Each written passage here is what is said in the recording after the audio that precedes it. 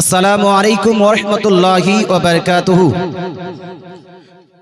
नहमदुका या मन शर्रह सुदूरना व नव्वर कुलूबना वत्तलअ रसूलहु अला उलूमिल अव्वलीन वल आखिरीन व अल्लमहु इल्मा मा काना व मा यकून वस्सलातु वस्सलामु अला मन काना नबिय्यन व आदमु बैनल माइ वत्तीन।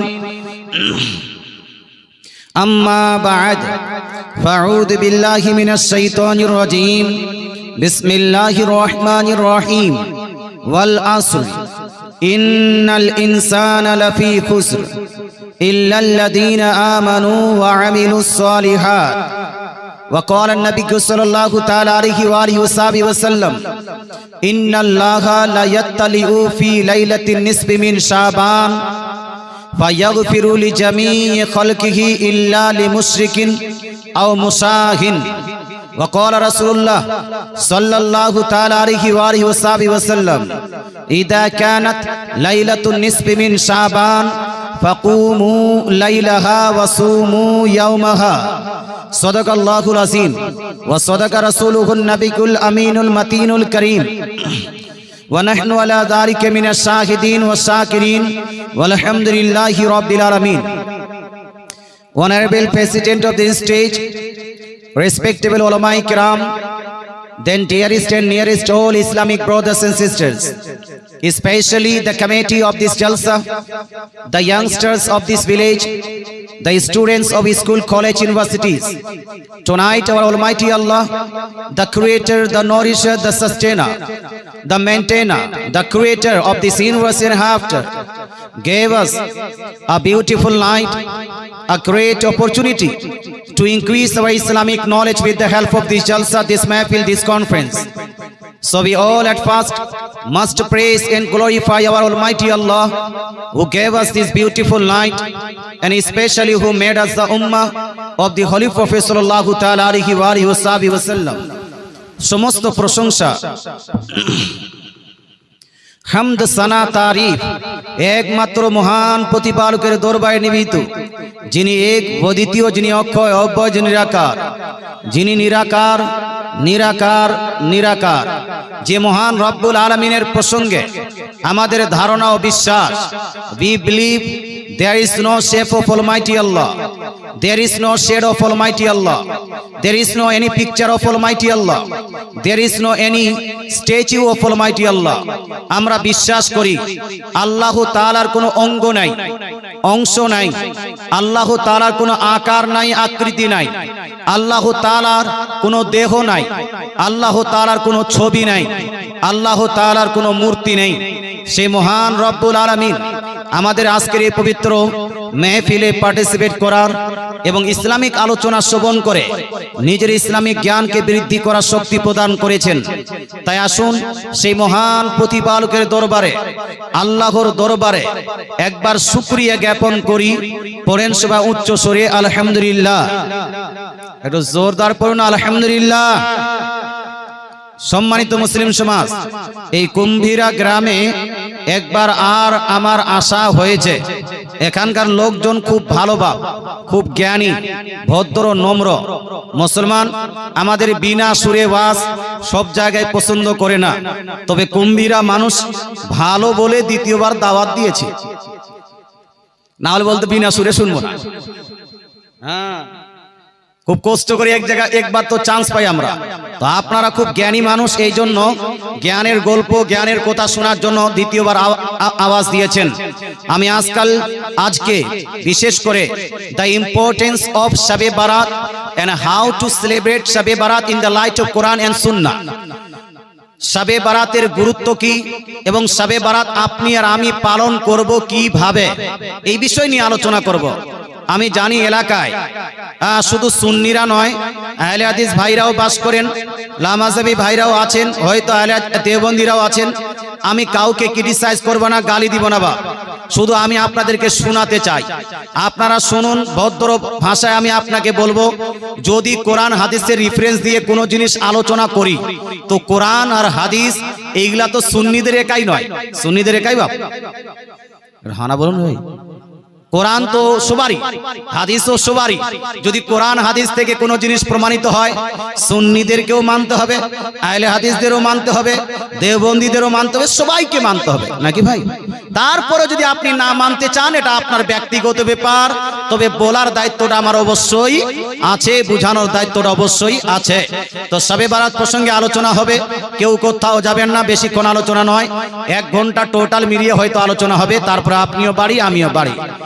তবে আলোচনার পূর্বে আসুন আমরা সবাই মিলে একত্রিত হয়ে মোহাব্বতের সহিত, প্রেমের সহিত, ভালোবাসার সহিত একবার নবীজি সাল্লাল্লাহু তাআলা আলাইহি ওয়াসাল্লামের প্রতি দরুদ সালাম পাঠ করি। এই যে দরুদ শরীফ পড়লেন, দরুদ শরীফ প্রসঙ্গে 2খানা হাদিস আপনাকে শোনাই আগে। দরুদ শরীফ পড়লে লাভটা কত হয় এই প্রসঙ্গে ইমাম বুখারীর উস্তাদের উস্তাদ ইমাম আব্দুর রাজ্জাক, মুসান্নাফ আব্দুর রাজ্জাকের মধ্যে জিল নাম্বার 1 পেজ নাম্বার 51 এর মধ্যে একটি হাদিস লিপিবদ্ধ করেছেন। হাদিসটি হলো এইভাবে, রাসূলুল্লাহ সাল্লাল্লাহু তাআলা আলাইহি ওয়াসাল্লাম ইরশাদ করেন, মান সাল্লা আলাইয়া সালাতা কাতাবাল্লাহু লাহু কিরাতা ওয়াল কিরাত মিসলু উহুদ।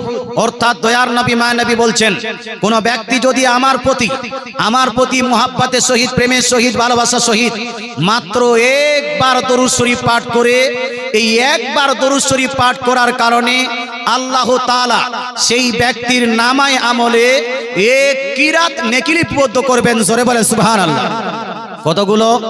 1 কিরাত নেকি লিপিবদ্ধ করবেন। কিরাতটা হয়তো বুঝতে পারেনি, এই জন্য রাসূলুল্লাহ বলছেন আল কিরাত মিসলু উহুদ। কিরাতটা হলো এই যে আরব ভূমিতে একটা পাহাড় আছে, পাহাড়টির নাম হলো উহুদ পাহাড়। উহুদ পাহাড়টা যতটা বড়, যতটা ভারী, যতটা দৈর্ঘ্যপ্রস্থ আছে, আল্লাহ তাআলা রাসূল বলছেন, যদি কোনো ব্যক্তি আমার প্রতি মাত্র একবার দরুদ শরীফ পাঠ করে, উহুদ পাহাড় সমতুল্য নেকি সেই ব্যক্তির নামায় আমলে লিপিবদ্ধ করা হবে। জোরে বলেন সুবহানাল্লাহ। উহুদ পাহাড়ের মতো নেকি লিপিবদ্ধ করা হবে। কিয়ামতের দিন, কাল কিয়ামতের দিন উত্তপ্ত ময়দানে, কঠিন আসবে দিনে, আপনার একটা নেকি যদি কম হয়ে যায়, আর মৌলভী সাহেবকে যদি বলেন, মৌলভী সাহেব একটি নেকি দেন, তো দিবে? বাপকে বললে দিবে, মাকে বললে দিবে? তাহলে নিজের নেকি নিজেই জোগাড় করতে হবে বাপ। এই জন্য যত পারবেন দরুদ সালাম পাঠ করবেন। তবে কোনটা দরুদ পড়বো এই নিয়ে গত বছরের আগে বছর আমি দলিল অনেক দিয়েছি, যে আপনি যে কোনো দরুদ পড়তে পারেন।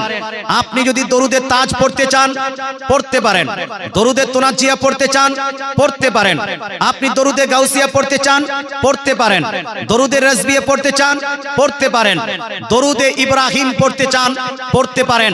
একটা ছোট্ট দরুদ আছে, সাল্লাল্লাহু তাআলা আলাইহি ওয়াসাল্লাম। এটা দরুদ নয় ভাই? সাল্লাল্লাহু তাআলা আলাইহি ওয়াসাল্লাম। পৃথিবীর বুকে সব থেকে বেশি রাসূলুল্লাহ সাল্লাল্লাহু আলাইহি ওয়াসাল্লামের প্রতি এই দরুদটি পাঠ করা হয়, সাল্লাল্লাহু তাআলা আলাইহি ওয়াসাল্লাম। এই দরুদটি পড়লেও আপনাকে 1 কিরাত নেকি লিপিবদ্ধ করা হবে। আর আমরা যে দরুদটি পড়ি একসঙ্গে দলবদ্ধ হয়, এই দরুদটাকে বলা হয় দরুদে আউলিয়া। কি বলা হয় বা? দরুদে আউলিয়া। যে সুরে পড়ি না, সুরে যে মিলাদে পড়ছি, ফাতিহায় পড়ছি, এই যে এখানে জালসাতে পড়ব, এটাকে বলা হয় দরুদে আউলিয়া। দরুদে আউলিয়া কেউ যদি পড়তে চায় তাকেও বাধা দেওয়া যাবে না। এই দরুদ পড়লেও 1 কিরাত নেকি লিপিবদ্ধ হবে। মুসলমান, আচ্ছা দরুদে আউলিয়া কেন বলা হয় একটু ধ্যান দেন। দরুদে আউলিয়া বলা হয় হিন্দুস্তানের বুকে যেই এলাকায় আমরা বাস করি, বাংলা ভাষাভাষী এলাকায়, এই এলাকায় নবীজি সাল্লাল্লাহু তাআলা আলাইহি ওয়াসাল্লাম সশরীরে নিজে সশরীরে এসে এখানে ইসলাম প্রচার করেননি। কথা বোঝা গেল? ইসলাম এখানে এসে রাসূলুল্লাহ ইসলাম প্রচার করেননি। তাহলে আমরা আগে মন্দিরে ঘন্টি বাজাতাম, আগে আমরা ওই আমাদের বাপদাদারা পূজা করত, ওখান থেকে আমরা মুসলমান হলাম কিভাবে? তো হিন্দুস্তানের বুকে যদি হিস্ট্রি উঠিয়ে দেখেন তাহলে বুঝতে পারবেন যে বিভিন্ন দেশ থেকে, আরব দেশ থেকে এই এলাকায় এসে বুজুর্গানে দ্বীন, সলফে সালেহিন, পীরানে এজাম, আউলিয়ায়ে কেরাম এই এলাকাতে ইসলামকে প্রচার করেছেন। জোরে বলেন সুবহানাল্লাহ। ইসলামকে প্রচার করেছে কোন ডাক্তার, কোন মাস্টার, কোন নায়ক, কোন খলনায়ক না মুসলমান, বরং আমরা ইসলাম পেয়েছি বুজুর্গানে দিনের হাত দিয়ে, আমরা ইসলাম পেয়েছি আউলিয়া ইকরামের হাত দিয়ে, আমরা ইসলাম পেয়েছি পীরানে ইসলামের হাত দিয়ে। যেই বুজুর্গানে দিন আপনার আউলিয়া ইকরাম আমাদেরকে ইসলাম শিখিয়েছে, আল্লাহর পরিচয় দিয়েছে, কোরআনের পরিচয় দিয়েছে, নামাজ পড়তে শিখিয়েছেন, রোজা রাখতে শিখিয়েছেন, হজ ও যাকাতের গুরুত্ব বাতিয়েছে, সেই বুজুর্গানে দিনেরাই এই এলাকায় এই দরুদটি চালু করেছেন। জোরে বলেন সুবহানাল্লাহ। আচ্ছা, আপনাদের মধ্যে যার বয়স হলো 80 বছর 90 বছর, আচ্ছা বলেন তো আগে এই দরুদটি ছিল কি ছিল না? ছিল না? আগে করে আছে না? হ্যাঁ, এমনটা নয়। আচ্ছা বলেন তো আগে সবাই দোয়া করতে কি করতো না? হ্যাঁ না বলুন ভাই। আগে সবাই দোয়া করতো, নাম নিচ্ছি না, দোয়া করতো। এখন নতুন নতুন নাম এসেছে আহলে হাদিস, এরা এখন দোয়াটা বাদ দিয়েছে। এখন দোয়াটা কি করেছে? বাদ দিয়েছে। তার মানে এটা চেঞ্জিং হয়েছে। আগে দোয়া চলতো তাদের কাছেও, তাদের কাছে দোয়াটা বন্ধ হয়েছে, চালু করেছে দোয়াকে আউলিয়া ইকরাম। জোরে বলেন সুবহানাল্লাহ। আর বন্ধ করেছে কি? এই মৌলবীরা। বন্ধ করেছে কে? মৌলবীরা। তা আমাদের দরুদটা আগে থেকেই চালু, এখনো চালু আছে। আমাদের শবে বরাত আগে থেকেই চালু, এখনো চালু আছে। আমাদের মিলাদ আগে থেকেই চালু, এখনো চালু আছে। আমাদের 40 চাহারুম আগে থেকেই চালু, এখনো চালু আছে। কিন্তু দোয়াটা আগে চালু ছিল, এখন বন্ধ হয়ে যাচ্ছে। কবর জিয়ারত আগে চালু ছিল, এখন বন্ধ হয়ে যাচ্ছে। মাজার জিয়ারত আগে চালু ছিল, এখন বন্ধ হয়ে যাচ্ছে। 40 তাদের গ্রামে চালু ছিল, এখন 40 বন্ধ হয়ে যাচ্ছে। তারা মৃত ব্যক্তিদের জন্য দোয়া খায়রকে করা পছন্দ করত, এখন বন্ধ হয়ে যাচ্ছে। তারা পর্যন্ত মৃত বাপ মায়ের জন্য কোরআন পড়ত, এখন তাদেরই মৌলবি বলছে কোরআন আর পড়া যাবে না। তো চেঞ্জটা কে হয়েছে বাপ? আমরা না তারা? তারা হয়েছে না। সঠিকটা কোনটা? আমি তো বললাম যে গালি দিব না, সঠিক কোনটা? মৃত ব্যক্তির জন্য কোরআন তেলাওয়াত করা জায়েজ কি জায়েজ নয়? কেউ যদি কোরআন তেলাওয়াত করে মৃত ব্যক্তিকে প্রদান করে, সেটা যাবে কি যাবে না? কেউ যদি মৃত ব্যক্তির কবরস্থানে গিয়ে কবর জিয়ারত করে তার জন্য দোয়া করে, এটা জায়েজ হবে না? হবে না। কেউ যদি মৃত ব্যক্তির জন্য খাবারের আয়োজন করে, মানুষকে খাইয়ে তার নেকি যদি মৃত ব্যক্তিকে দিতে চায়, এটা চলবে না? চলবে না। মৃত ব্যক্তির জন্য কলেমা খানি, কুল খানি, আপনার ফাতিহা খানি, তারপরে মিলাদ খানি, তারপরে আপনার তাসবিহ তাহলিল খানি, এই সমস্ত জিনিস করা যাবে কি যাবে না? জানার দরকার আছে কি নাই? আছে কি নাই? দোয়া করা যাবে কিনা জানার দরকার আছে কি নাই? যারা যারা জানতে চান একটু হাত তুলে বলুন তো ইয়া রাসূলুল্লাহ। আর আমরা জানতে রাজি আছেন, কেউ চলে যাবেন না বাপ। মুসলমান আপনাকে বলতে চাই, আমি 10খানা বই নিয়ে এসেছি, ইনশাআল্লাহ দিব আপনাদের মধ্যে 10 জন ব্যক্তিকে। তবে আলোচনা আগে শুনে যান।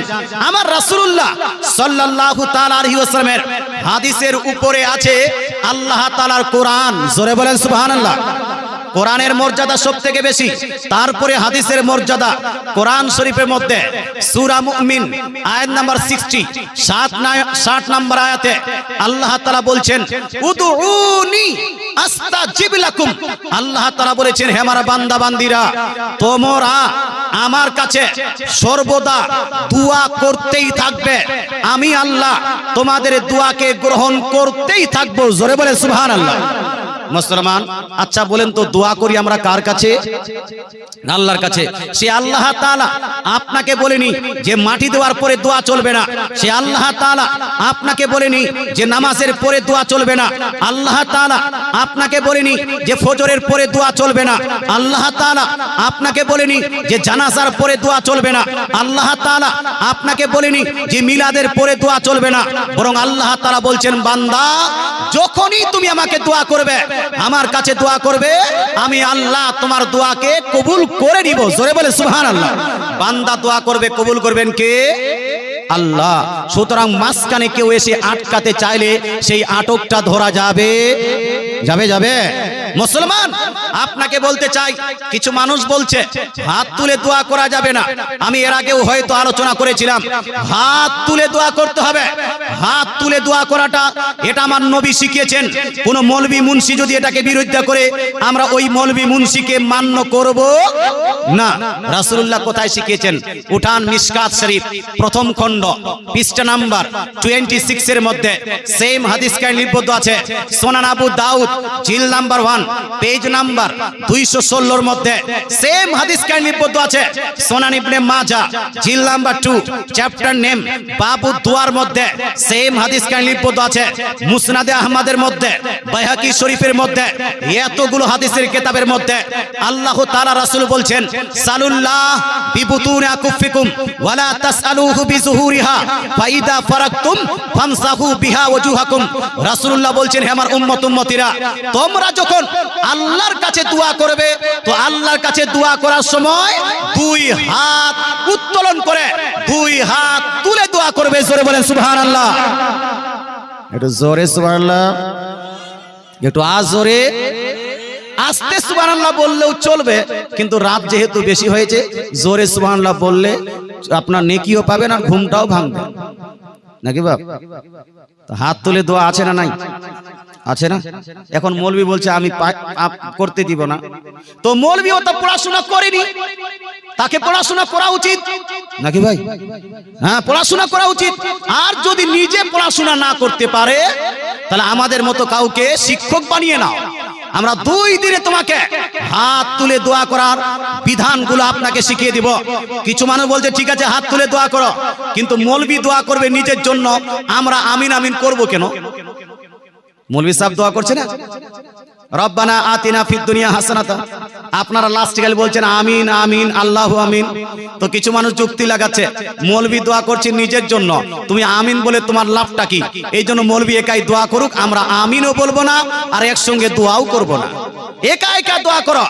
মুসলমান পৃথিবীর জায়গাতে, পৃথিবীর বুকে কোন হাদিস এমন নাই যে হাদিস শরীফে রাসূলুল্লাহ বলেছেন, হে আমার উম্মত উম্মতিরা, তোমরা একা একা দোয়া করো, একা একা দোয়া করো, এরকম কোন হাদিস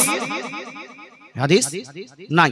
তবে বলবেন হুজুর সম্মিলিত মুনাজাত, দলবদ্ধভাবে দোয়া একসঙ্গে মিলে যদি কেউ দোয়া করে, এই সম্মিলিত মুনাজাতটা চলবে না? চলবে না। দলবদ্ধভাবে হাত তুলে দোয়া করলে এটা গ্রহণযোগ্য হবে কি হবে না? এই প্রসঙ্গে কোনো কি হাদিস আছে? হাদিসটা শুনুন বাপ। হাদিসটি লিপিবদ্ধ আছে আল মুস্তাদরাক লিল হাকিমের মধ্যে, সেম হাদিস কানা সহিহ সনদে বর্ণিত হয়েছে। তাবরানী শরীফের মধ্যে সেম হাদিস কানা আপনার সহিহ সনদে বর্ণিত হয়েছে। মাজমাউজ যাওয়াইদ জিল নাম্বার 2 পেজ নাম্বার 169 এর মধ্যে রাসূলুল্লাহ সাল্লাল্লাহু তাআলা আলাইহি ওয়াসাল্লাম ইরশাদ করেন, লা ইয়াজতামিউ মালাউন ফায়াদউ বাযুহুম ওয়া ইউআমিনু সাইরুহুম ইল্লা জাবাহুমুল্লাহ।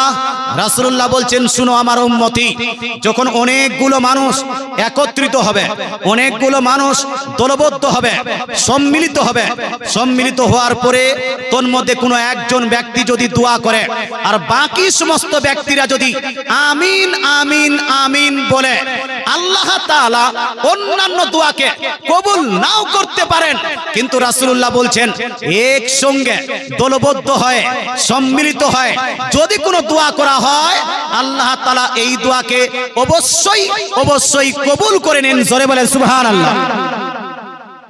আচ্ছা বলেন তো, একা একা দোয়া করা বেশি ভালো না সম্মিলিত? জোরে বলেন না বাবা। রাসূলুল্লাহ কোনটা বললেন ভালো, সম্মিলিতটা না একা একাটাকে? রাসূলুল্লাহ কোন হাদিস শরীফে এই কথা বলেননি যে তোমরা একা একা দোয়া করো। একা একা কথাটা নাই হাদিসে, এরা বানিয়েছে। বরং রাসূলুল্লাহ বলছেন, উম্মতি, যখন তোমার কোনো জিনিসের প্রয়োজন হবে তো কয়েকজন মিলে সম্মিলিতভাবে দলবদ্ধভাবে দোয়া করো। এই জন্য আপনার বাড়িতে যদি এই আপনার মৌলভী সাহেব কালেকশন আনতে যেত, তো আপনি হয়তো 10 টাকা দিতেন, 20 টাকা দিতেন, 100 টাকা দিতেন, মৌলভী সাহেব একাই দোয়া করত। কিন্তু জালসার সময় যখনই বক্তারা কালেকশন করে, তো মানুষ 10,000 টাকা দেয়, 20,000 টাকা দেয়, 10 ব্যাগ সিমেন্টও দিয়ে দেয়। মুসলমান মহিলারা তো কানের দুল আর নাকের ফুল খুলে পর্যন্ত দিয়ে দেয়। কারণটা কি? কারণটা হলো একটাই, যে এতগুলো মানুষের সম্মুখে যখন আমি দান করব, সবাই মিলে একসঙ্গে দলবদ্ধভাবে যখন দোয়া করবে, এই দোয়াটা আল্লাহর দরবারে কবুল বেশি হবে। জোরে বলেন সুবহানাল্লাহ। কথা বোঝা গেল ভাই? এই জন্য আমরা একাকী দোয়া করব না, একসঙ্গে। সুন্নি মানুষেরা এই জন্য মিলাদ করলে দলবদ্ধ দোয়া করে, ফাতিহা করলে একসঙ্গে দোয়া করে, কবর দেওয়ার পরে একসঙ্গে দোয়া করে, কবর জিয়ারতে একসঙ্গে দোয়া করে, জালসার পরে একসঙ্গে দোয়া করে, জুলুসের পরে একসঙ্গে দলবদ্ধভাবে দোয়া করে। কারণ একসঙ্গে দলবদ্ধভাবে দোয়া করলে আল্লাহ বেশি কবুল করেন। দোয়ার চ্যাপ্টারটা শেষ। সম্মানিত মুসলিম সমাজ, তো আচ্ছা বলেন তো, এখন মৌলভী সাহেব যদি দোয়া করে রব্বানা আতিনা ফিদ দুনিয়া হাসানাতাও, আর আপনি আমিন বলছেন, আপনার লাভ হবে না? হবে না? হবে না? হবে না? কেন হবে না? তো শুনুন, মৌলভী সাহেব বলছে কি রব্বানা, রব্বি বলছে না, রব্বানা। রব মানে আল্লাহ, রব্বানা মানে আমাদের আল্লাহ, আমাদের প্রভু। আতিনা, ইয়া আল্লাহ আমাদেরকে প্রদান করো। আমাদেরকে এক বচন না বহু বচন? বাপ বহু বচন। তো এটা কি মৌলভী সাহেব নিজের জন্য শুধু চাইলো না সবারই জন্য চাইলো? কার জন্য? রব্বানা, হে আমাদের রব, আতিনা আমাদেরকে প্রদান করো, ফিদ দুনিয়া দুনিয়ার মধ্যে, হাসানাতাও ভালো জিনিস সমূহ, ওয়াফিল আখিরাতে হাসানাতাও আর আখিরাতে উত্তম কর্মসমূহ। জোরে বলেন সুবহানাল্লাহ। তো আর এই মৌলভী সাহেব যে দোয়া করছে, নিজের জন্য শুধু দোয়া করছে না, আল্লাহ আমার বহুকে ভালো রাখো আর মন্টুর বহুকে তুমি খারাপ করে দাও, এরকম দোয়া করে নাকি? হ্যাঁ, আমার বাচ্চাটাকে সুস্থ করে দাও আর ঝন্টুর বাচ্চাটাকে যেন খারাপ করে দাও, এরকম দোয়া করে? তো যারা বলছে মৌলভী দোয়া করলো শুধু নিজের জন্য, এরা মানুষকে ধোঁকা দিচ্ছে। বাপ, মৌলভী শুধু নিজের জন্য দোয়া করে না, গোটা গ্রামবাসীর জন্য দোয়া করে। মৌলভী যদি আপনার নিজের জন্য দোয়া করে, তখন বলে আল্লাহ আমি যেই গ্রামে বাস, আপনি ইমাম হয়ে আছি, এখানে যতগুলো মানুষ কবরস্থ হয়েছে সমস্ত কবরস্থ ব্যক্তিদেরকে তুমি মাফ করে দাও। জোরে বলেন সুবহানাল্লাহ। এখানে আপনি যদি বলেন আমিন, আল্লাহ তুমি কবুল করো, আল্লাহ তুমি কবুল করো, তো মৌলভীর দোয়া কবুল মানে সবারই দোয়া কবুল হয়ে গেল।